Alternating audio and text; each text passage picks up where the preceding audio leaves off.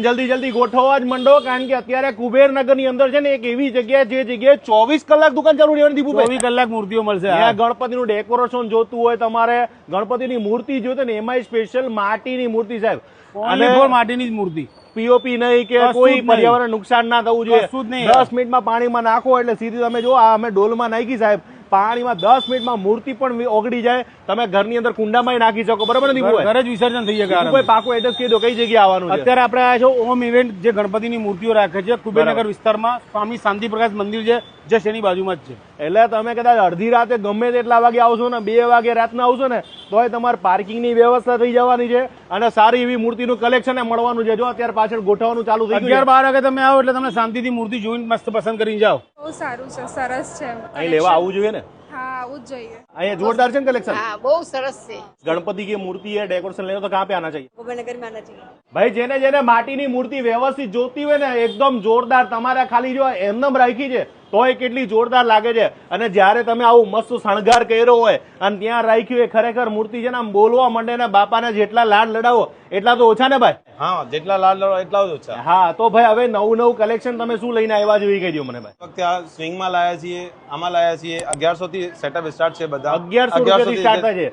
અને આનું કયું સેટઅપ, તમે નામ શું આપ્યા છે આ બધા લોકોને? આ મોડ પીકોક ટાઈપ બનાવ્યું છે નવું પેટર્નમાં. બરાબર.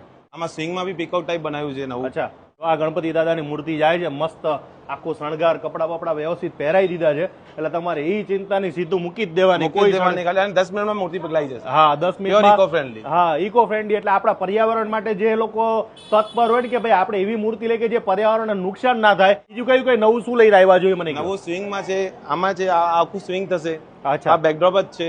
અચ્છા, હા, એટલે તમારે ઘરની અંદર કરતા હોય. બેકડ્રોપ છે. અચ્છા, આમની પાસે ભાઈ એટલી વેરાયટી છે.